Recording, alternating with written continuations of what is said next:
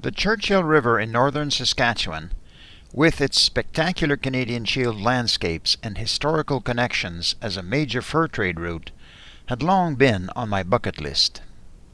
In the summer of 2013, I finally decided to go for it, along with 7 friends and canoeing enthusiasts.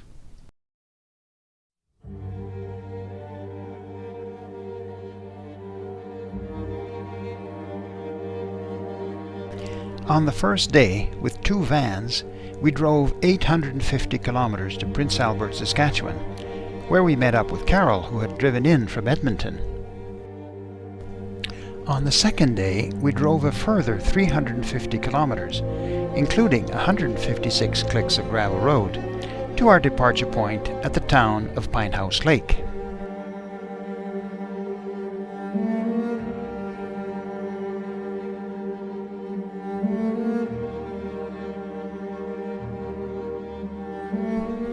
We had planned a fairly ambitious trip, a 200-kilometer loop, including some upstream travel in the drainage of Besnard Lake.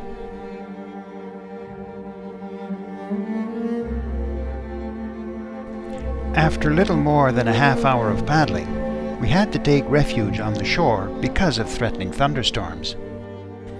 Even though the campsite was quite decent, and we had a lovely evening, we were nevertheless quite disappointed, given that we were on a very tight schedule.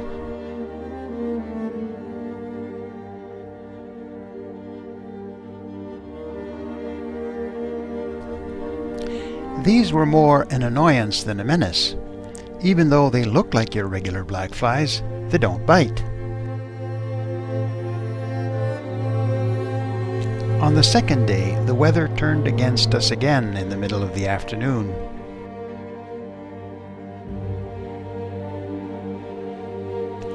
We were forced to camp in a very tight spot.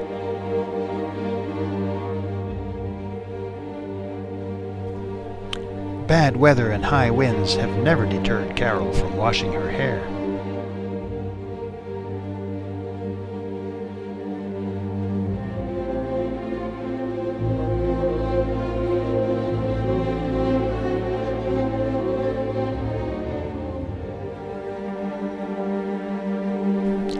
On the third day, we were blessed with superb paddling conditions, cool sunny weather and calm lakes. Wanting to make up some of the lost ground of the first 2 days, we pushed onward for a total of 28 kilometers.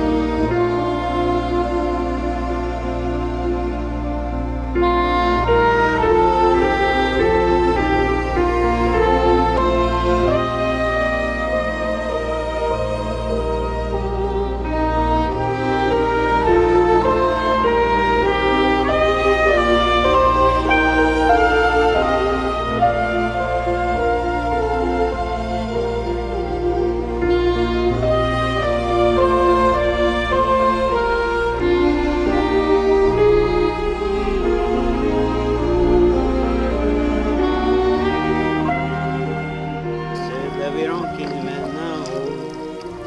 J'ai pas choisi, mais j'ai pris la plus belle. J'ai pas choisi, mais j'ai pris la plus belle. I don't know how.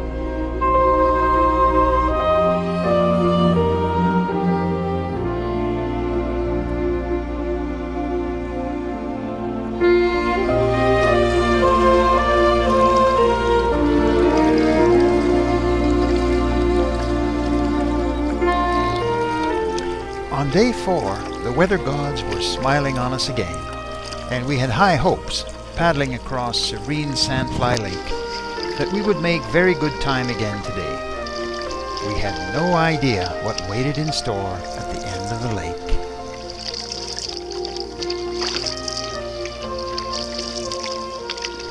We had noticed that the water levels were high, but it was only at the first portage that we discovered there were consequences to that. There was supposed to be a short portage to the left of the second of 2 sets of falls, but the water had punched through a third cascade, rendering that portage unusable. Fortunately, a new portage had been cut away from the raging waters. Unfortunately, it had a very awkward landing. Below the falls, we found ourselves in very strong current, thankful that we were going downstream rather than upstream. 1 kilometer downriver, at the second portage, there was a similar scenario. A new, much longer portage had been cut to avoid the raging waters, and the landing was much worse than at the first portage. 2 kilometers of fast current took us to the third portage of the day to get around these rapids. The portage itself was short but wet and awkward.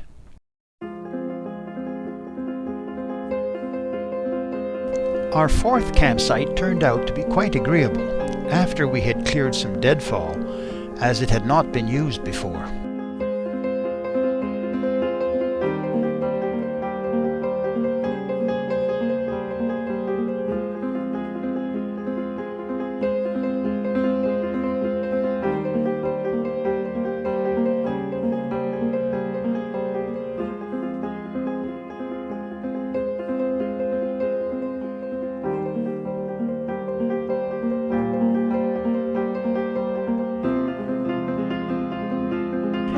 This chute could probably have been run successfully, but we erred on the side of caution and decided to line instead. Another consequence of extremely high water levels.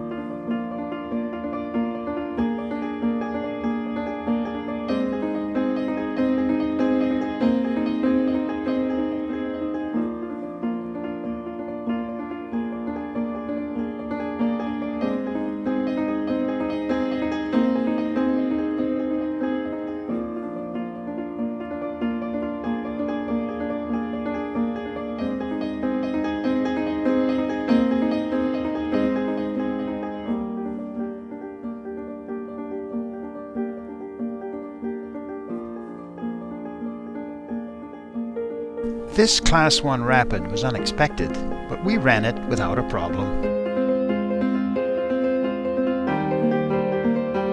At the end of the 5th day, we once again occupied a seldom, if ever, used campsite.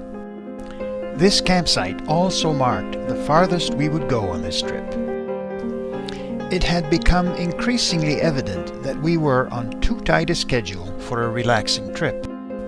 But more importantly, in 2 days we would have to travel upstream in an area which, because of the high water levels, would likely prove impossible. The prudent thing to do was to turn back before we got into real trouble. We now had 8 days to redo what we had done in 5, but against the current.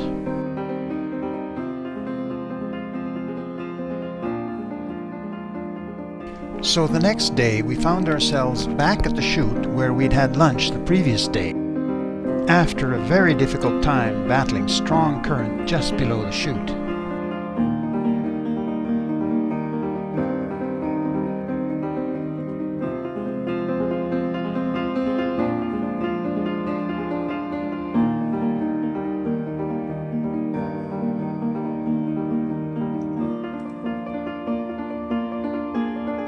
We traveled 21 kilometers that day, not because we wanted to, but because it took us 2 hours to find a suitable campsite.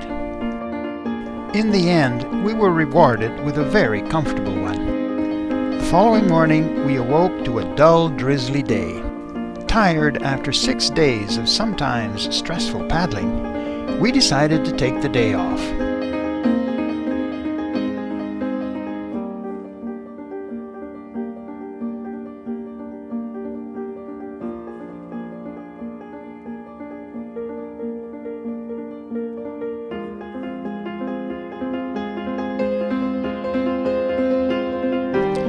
Day 9 was cold and overcast, not necessarily a bad thing given the challenges ahead.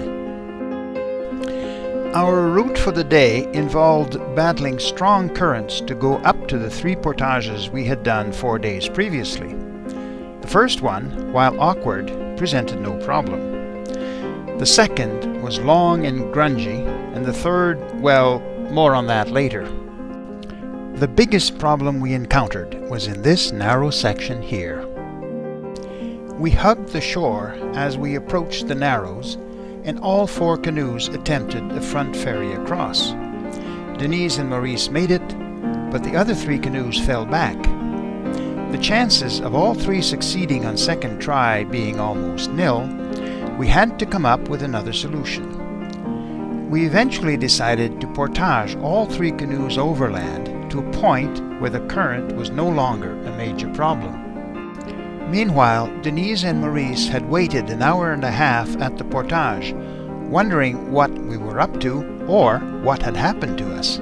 It was a great relief when we appeared on the horizon. Once we got across the 3rd portage, it was late in the day, Sandfly Lake was rough and windy, and we didn't know where the campsites were.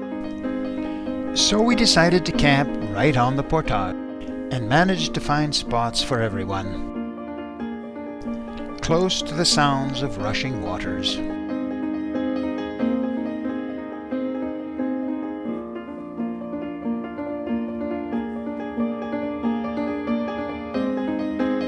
The next morning, Sandfly Lake did not look too inviting in the rain, but it was calm enough, so off we went.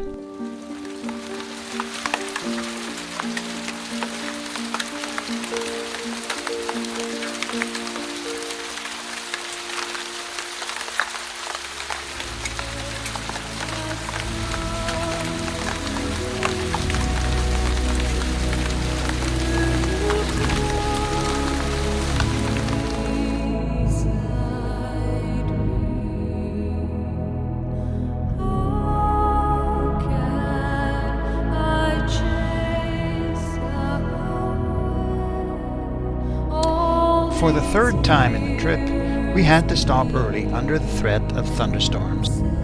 But we didn't mind. All the obstacles were now behind us, and we now had lots of time to make it back.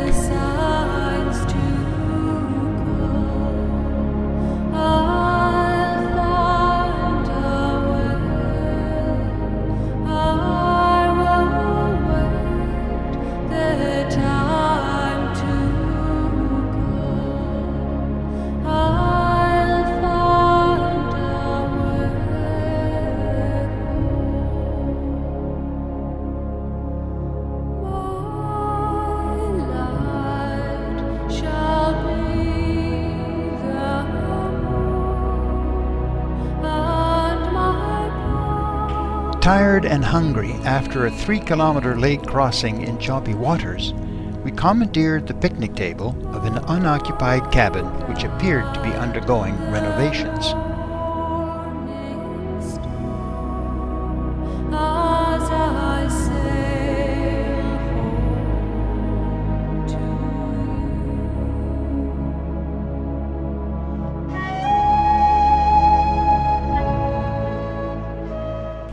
last evening on the water was a thoroughly pleasant one, with so few bugs that Carol even dispensed with her head net.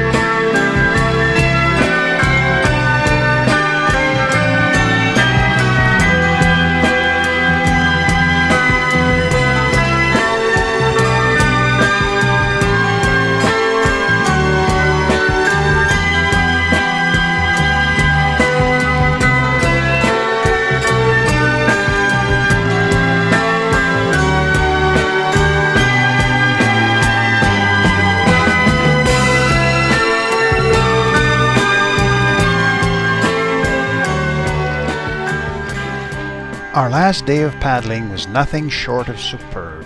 18 kilometers of mirror calm lakes. Over 11 days we had covered 168 kilometers.